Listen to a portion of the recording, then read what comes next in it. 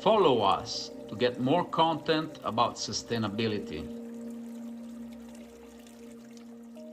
Hello, everybody, and welcome to today's webinar on social accountability in fisheries. Case study and testimonials today will come from Dr. Sergio Tomasini, CEO of the international tuna company Airone Seafood. He's already here with us, and I will pass the mic to him and the video after my session. As I normally do, I would like to remind you of the forthcoming events. You will see them listed in red at the bottom of this slide. The next roundtable is going to be about sustainable agriculture and farming in times of COVID. It's going to be on the 18th of December. The next course, which is a 3 hours course, it's going to be about packaging impact on the environment, a scientific analysis. It's going to be on the 13th of January. Next webinar is going to be about hydroponics, a sustainable future for agriculture, and that's going to be on the 27th of January. So I am founder and director of the World Sustainability Organization, WSO, which started the two programs, Friend of the Sea, for the certification of products from sustainable fisheries and aquaculture, and products and services which respect the marine habitat, and Friend of the Earth for the certification of products from sustainable agriculture and farming. Over 1,000 companies in more than 100 countries have products certified according to WSO standards. Additionally, more than 20 Friend of the Sea and Friend of the Earth conservation projects have been launched in recent years for the protection of endangered species and habitat. So fishing is definitely an hazardous job for several well-known reasons. Here summarized. It is carried out in an often hostile environment, sometimes over excessive working hours, and in some cases in difficult living conditions. Lack of adequate food and higher level medical care. So it's a job for tough people, tough men and women. But for those interested, the FAO has a website area with an exhaustive database of information to improve safety for fishermen. It's not a surprise to learn that fishing is unfortunately one of the most dangerous occupations, not only in developing countries, but also in developed ones. For example, the latest figures from the US show that fisheries are the most dangerous occupation in the US, with a fatality rate of 200 fatalities per 100,000 workers per year, approximately 16 times higher than for firefighting or police work, and 40 times the national average. This is why it is fundamental that companies in the seafood industry do their best to implement safety measures and request their suppliers to do the same for the safety of the crews. It is estimated that close to 40,000 fatalities occur worldwide annually in fisheries. Recent reports from the Scandinavian countries indicate that the total fatality rates in this area is between 19 and 150 per 100,000. And yet, the accident prevention, survival, training, and research and rescue services offered in these countries are among the best in the world. From the developing countries, much higher figures are cited. It has been estimated that fatality rates in Sri Lanka's offshore fisheries are 10 times higher than in Norway. Recent figures from South Africa report 585 fatalities per 100,000 fishermen. There are no published estimates for the Asia-Pacific region. Part of the fatalities are surely a consequence of the risks implicit in the job, as we see them occurring also in countries with strict and well-enforced labor standards. Higher levels of fatalities rates encountered in other countries are instead a consequence of lower enforcement and implementation of safety regulations, as well as frequently the occurrence of forced labor.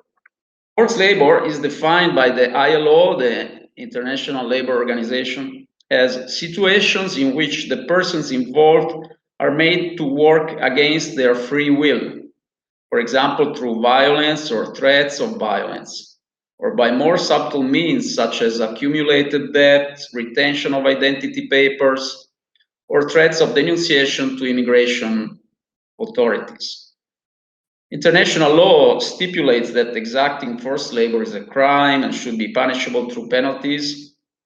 Most countries outlaw forced labor, human trafficking, and slavery like practices in their national legislation, but successful prosecution of offenders sadly remain few and far between.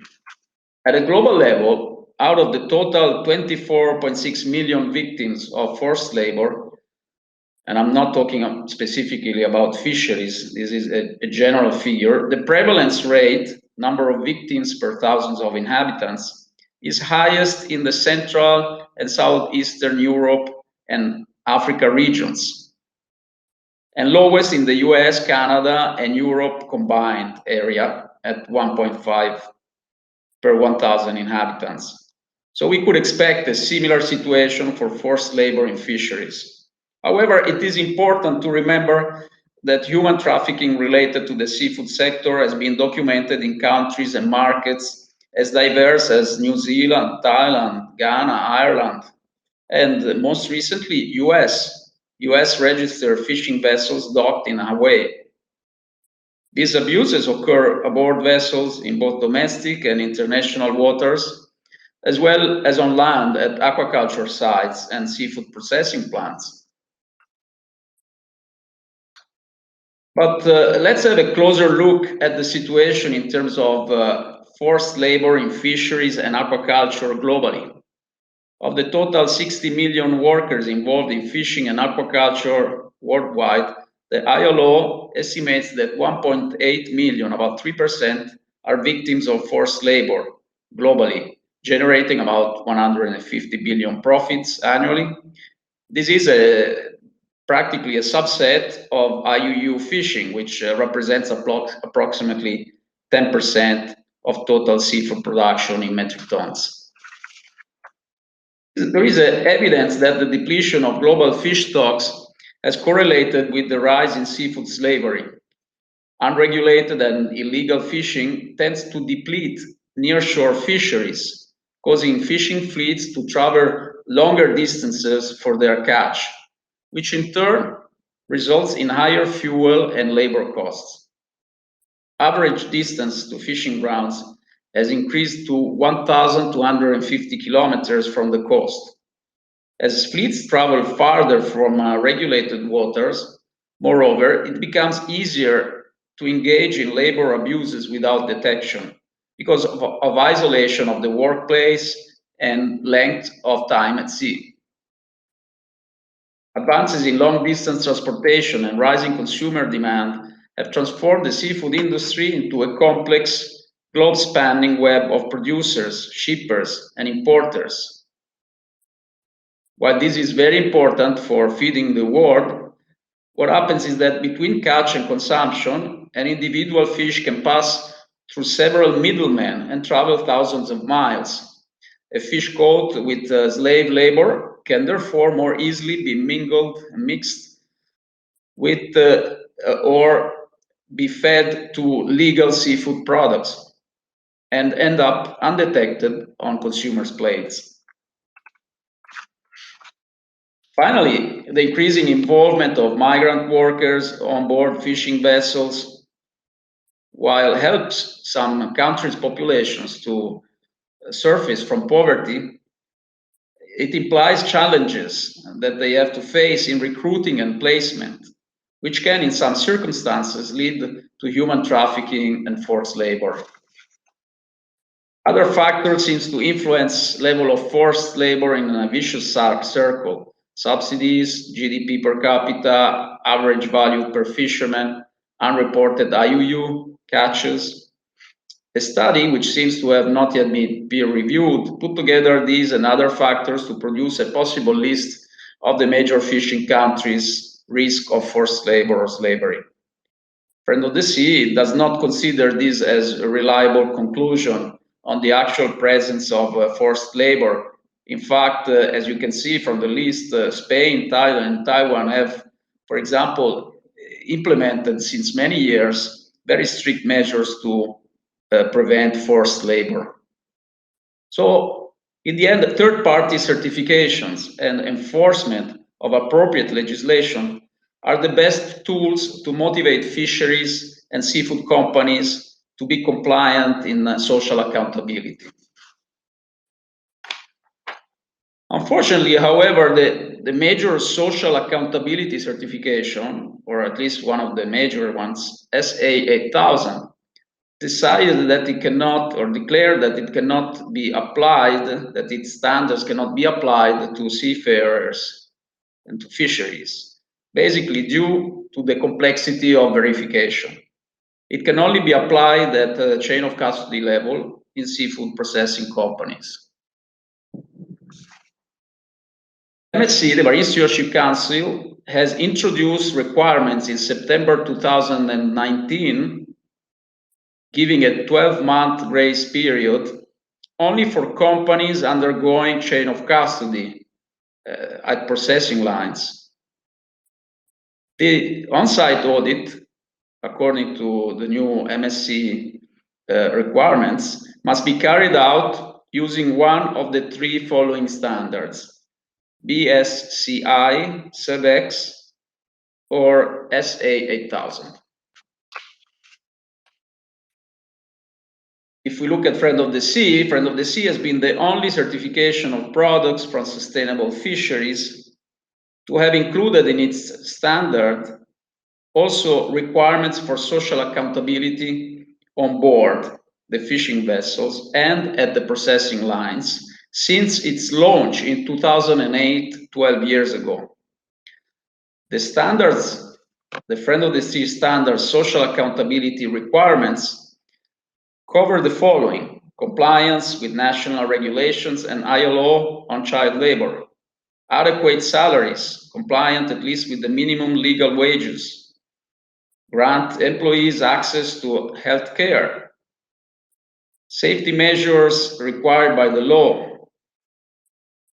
freedom of association, no forced or compulsory labor, of course, no discrimination, and adequate workplace conditions. Of course, the requirements are much more in detail on the checklist, and you can find them on our website. Over 1,850 vessels have been approved Friend of the Sea and thus have undergone these audits which cover these requirements and have been approved over the past 12 years, and they are listed on a searchable way on our website. Rules, regulations, and conventions are of course very important in fighting forced labor. As we do not have the time to go into detail in this webinar, I'm providing here for you a comprehensive list of the relevant ILO conventions, which you can find clickable at the Sea Fisheries Project website. You see the link below, as well as recommendations and guidelines and very useful related tools. National and international initiatives and associations are emerging to fight forced labor, and here I mention a couple most significant ones, which are also participated by Friend of the Sea certified companies: OSA International and Sea Fisheries Project. So in conclusion, the problems have been identified. Several countries, such as Thailand and others, are putting in place effective measures to eradicate forced labor. Companies can rely on Friend of the Sea since 2008 as the only certification which can confirm and highlight socially sustainable fishing practices both on board as well as on the processing line. We will now hear from Airone Seafood, a Friend of the Sea certified company, which has also undertaken important steps to excel in social accountability. So I will first of all thank you very much to friend of the sea, Dr. Bry, for the invitation. And thank you very much for the attended people that is viewing the session. I will go on with the presentation, just screen share. Again, we're going to spend a few slides about us. So Airone is an industrial company operating in the preserved fish and food sector. And we specialize in the processing and selling fish products made from tuna, especially. We have either direct brands and also we operate in the private label sector. And we have a DNA in Italy and a processing unit in Ivory Coast. As I told you, we have Airone registered head office is in Reggio Emilia, the food valley of Italy, and we have 14 employees that oversees the group commercial side, and we take care about warehouse, the quality department, the purchasing office, and the financial management. We taking care about more than 1,000 containers that's going to pass by per year in order to cover especially the European, American, and Euro-Asia markets. Airone, as I told you, is a DNA and production heart in Ivory Coast, and we are the first Italian private equity company operating in the country since 1994. We own the production unit of about 22,000 square meters. We have a storage position of about 10,000 square meters with a total capacity of cooling of 10,000 tons per year. Actually, we are able to work more or less 20 up to 23,000 tons of tuna raw material per year with a day production up to 100 tons per day. This is just a shed light our processing site from the receiving, cutting, cooking, cleaning, the loins, the canning, sterilization process, and packaging, shipping.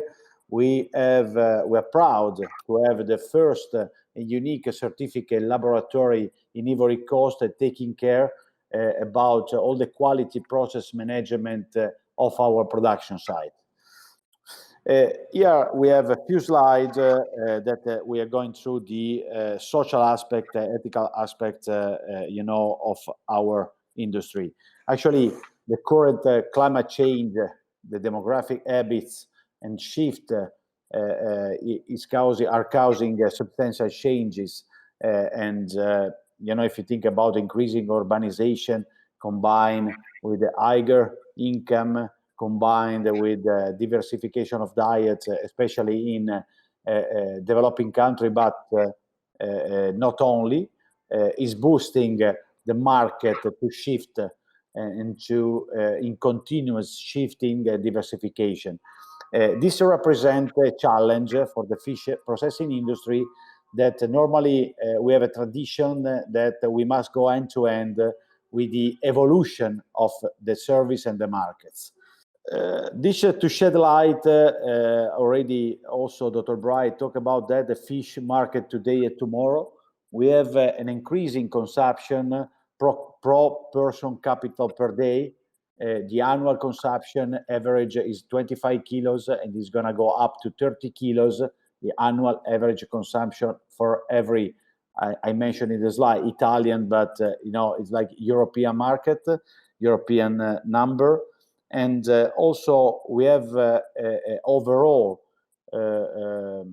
based on the report, overall increasing up to 200 million tons of fishery and aquaculture product by 2030. This number is going to help us to think about also sustainability, because during this growth phase, sustainability has to be part of it, of the growing strategy. This especially involve in the main operators that work in the chain of fishery, especially in the canning sector, to improve efficiency through the vertical integration between fishing, processing, and market. This is something that Airone Seafood the interpretation is well done because we own the chain. As I showed before, we have a DNA in Italy and a production art in Ivory Coast. And we choose Ivory Coast because the Guinea Gulf, Abidjan, in the first commercial port, industrial port in a West African country, is one of the most important. This integration is going to help a quality control over the chain that we are managed, in this case for tuna fish. This is based, and I already shared before, the commitment, our commitment for the next years. We want to incentive and translating our efforts in order to go up to the final consumer in a transparent way. The transparency in the vertical chain, in this value chain, is very important in order to avoid the problem that you heard before in the presentation of Dr. Bry, especially the first problems that you have in labor.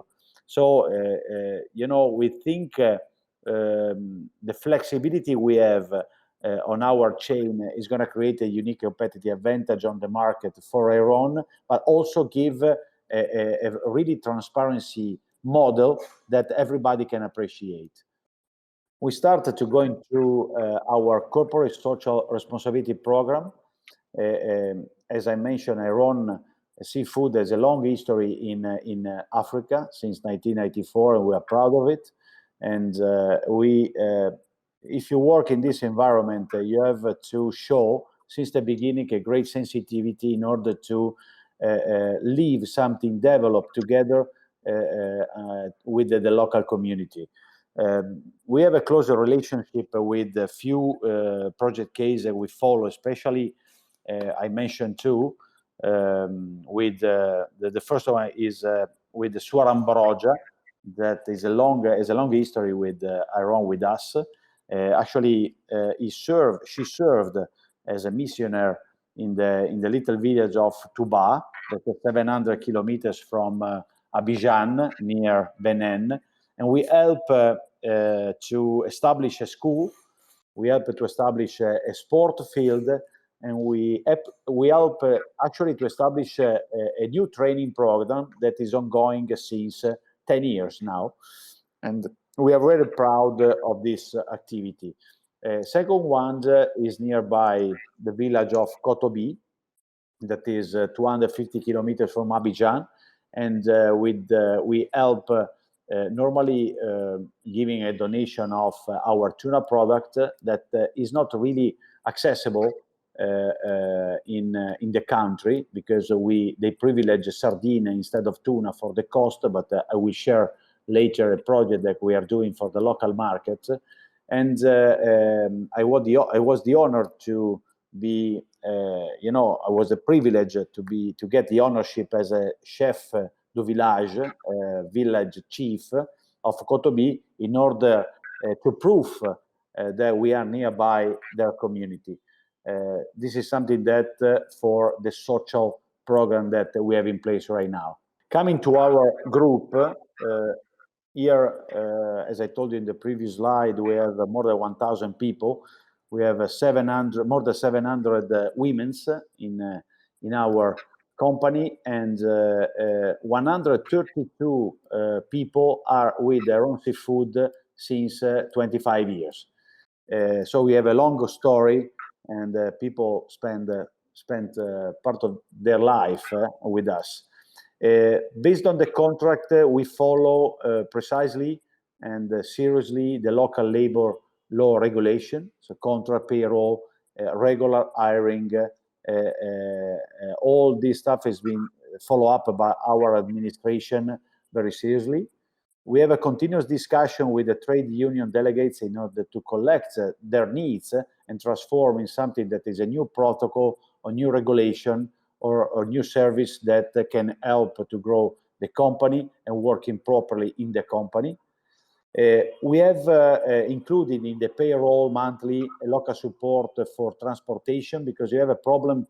Most of the people coming from the villages nearby Abidjan during the the morning, especially, we have a traffic jam, and we're gonna help them to support the local expenses for transportation. We opened in 2018 a social canteen that is going to be able to lunch all together in a safe, healthy environment. We directly, the company make a contribution of 80% of the price, and the price of a lunch is very accessible. And every day we have a lot of people that is going to lunch to us, and maybe they're going to also take a part for the dinner the night. So I think this is going to help our employees to stay safe. We have, just because we have 700 women's, we have in our program an annual support for the schooling of children. Actually, normally in September, is going to be paid a premium to the workers in order to support the program, the training program of their children. And we have some program dedicated to personal assistance, small loans, some management support for the family funeral. The cost of this activity is not really accessible for the workers, so we're gonna support that. And once of the year, we're gonna manage a social event, especially tomorrow, the 12th, we have our Christmas party, and it's gonna be the first one, the first year that in the history of Airone, because I'm here since June 2020 as a president and CEO of this company, and the first year that we organize in the company with a very long program since 8 o'clock to the afternoon, stay together, organize events, surprise, sing, maybe dance. They love to dance, so for sure tomorrow we're gonna dance all together, and this is gonna be a very emotional time for us, for the company, for the workers. Very important is our local team in Italy, our people that accept to have this combination between Italy and Ivory Coast. We have two different culture and countries. This require a process of unification in order to have, as I told you, since I began this venture as a CEO, we are one group. We are one team. We are one family. The language training, the weekly video call in order to team building, some Italians that is going to travel here in order to appreciate, to get the sensitivity of the local working condition that we have in Ivory Coast.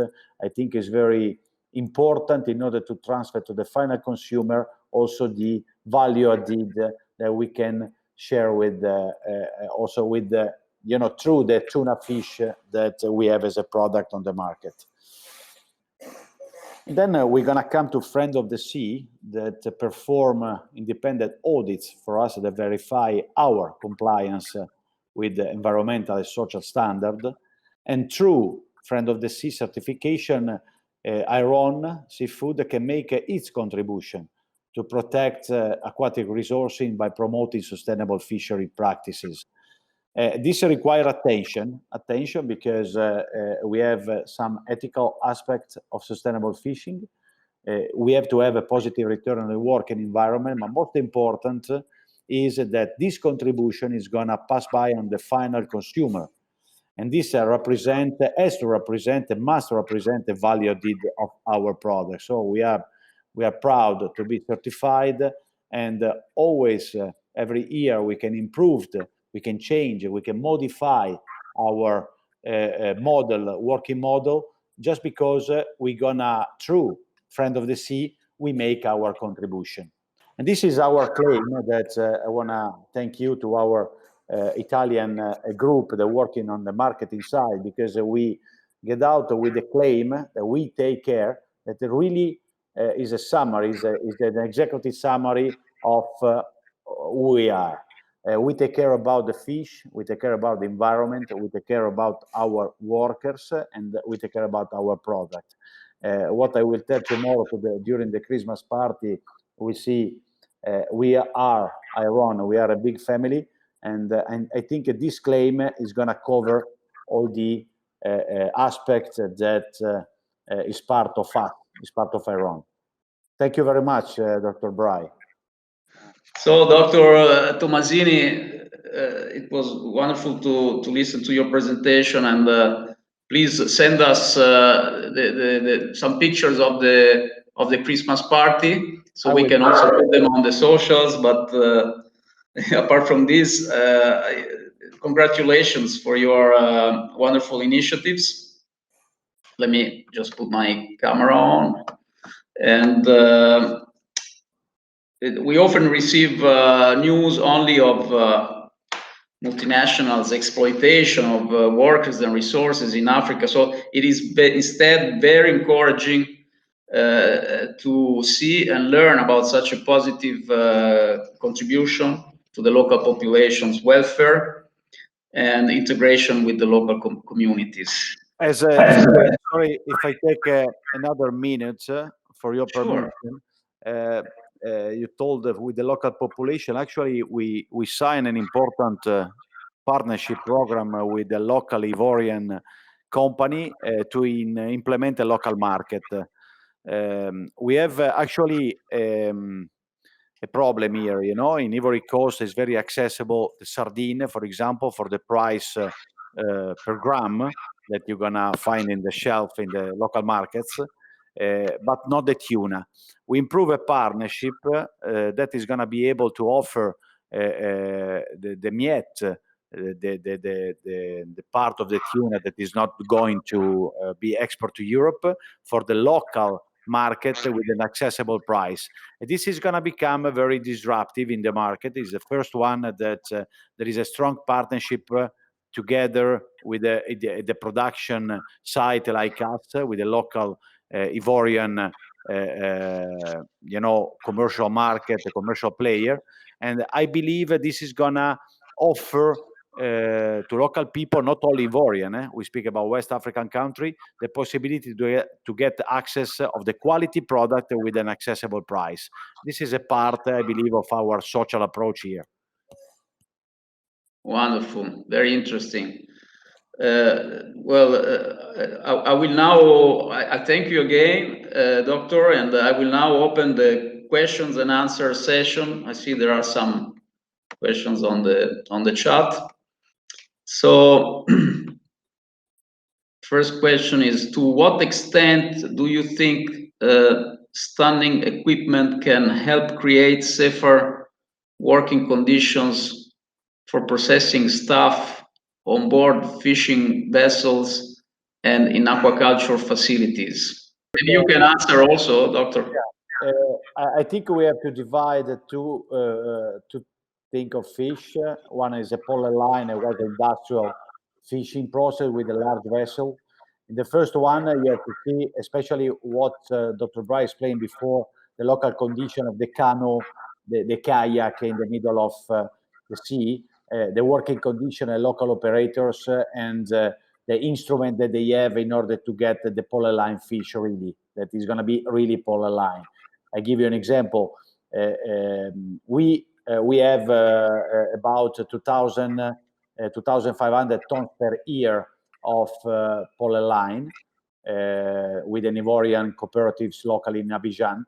And the unique process that once in the night they fish, they're gonna give us the receiving product during the morning without any frozen transition. We're gonna put in the process in order to preserve the quality.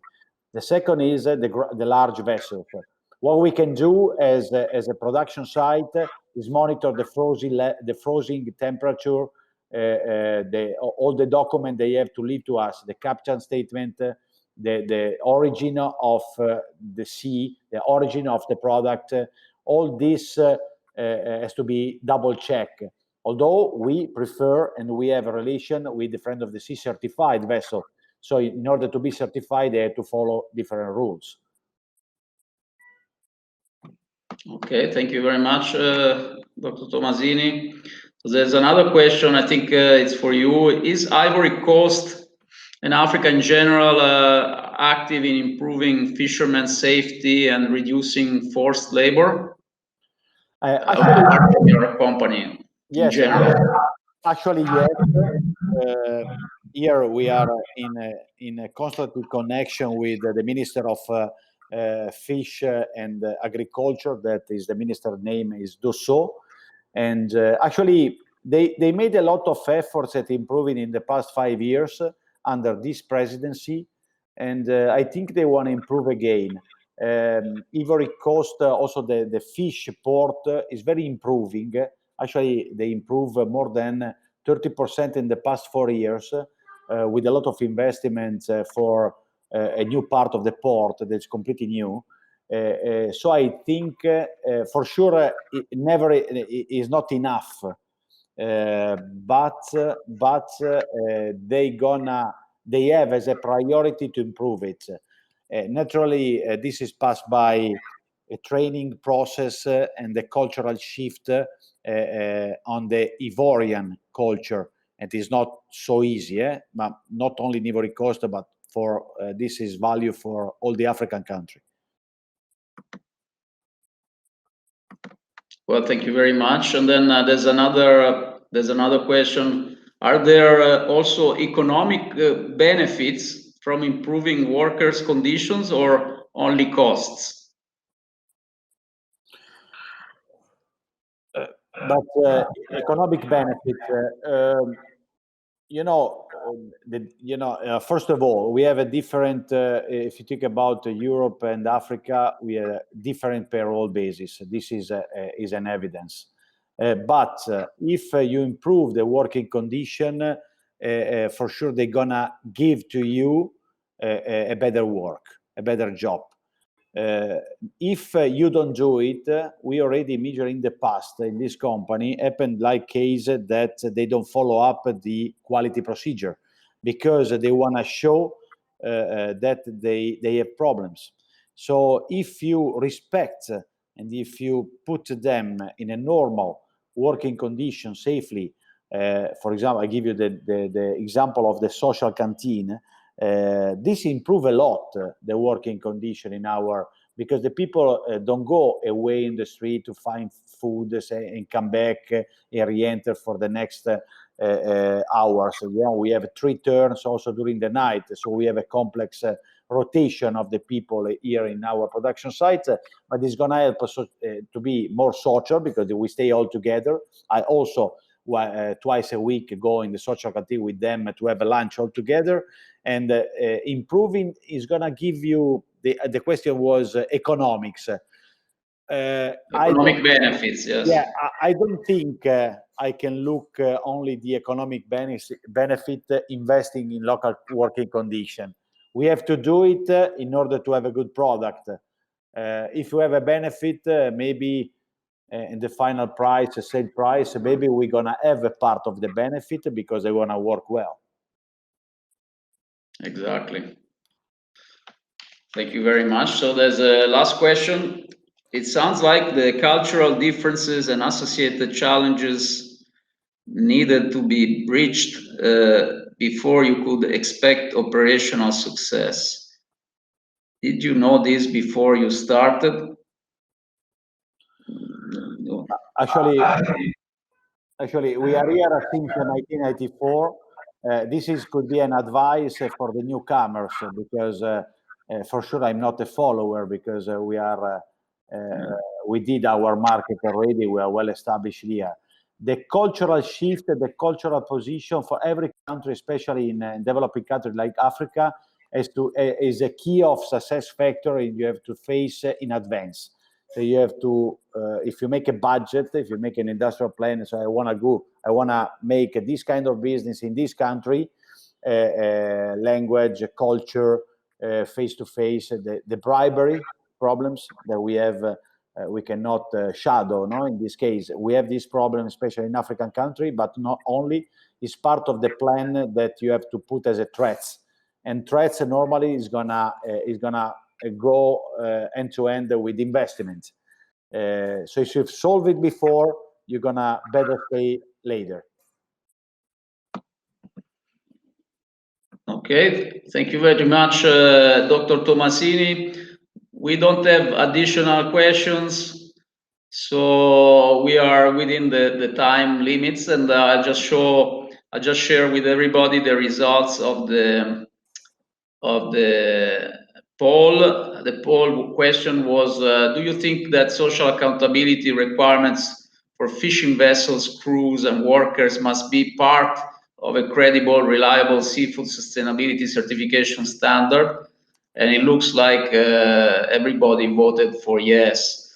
So it could have been different maybe some years ago, when the first certifications were launched. But apparently now everybody believes that social accountability is part of the sustainability claim. So it must be inside the certifications and the certification standard and requirements. So I think this confirms that Friend of the Sea made the right choice 12 years ago, in advance, 12 years in advance compared to other standards, by introducing and including as mandatory, and actually all our requirements are essential for social accountability, in the original standard, which has been further improved in the new version 4. So we are glad at least we made the right choice. And we had some instances where actually audits were not passed by some companies because of issues related to lack of social accountability on board. We had some crews in the Pacific that were held at sea for more than 1 year. This was then also evidenced by other NGOs reports.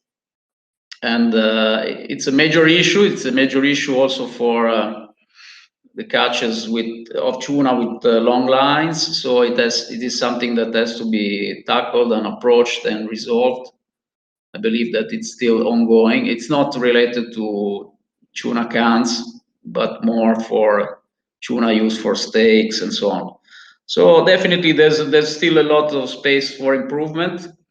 And I hope that everybody found this webinar interesting. It was very good to have Airone here with us, and we look forward to meet everybody in the next webinar. If you have any feedback or so, write to us to our emails. Thank you very much again, Doctor, and thank you very much to you for the invitation, and looking forward to speak to you again. Thank you. I will stop the webinar here then. Thank you to everybody. Thank you. Bye-bye. Bye.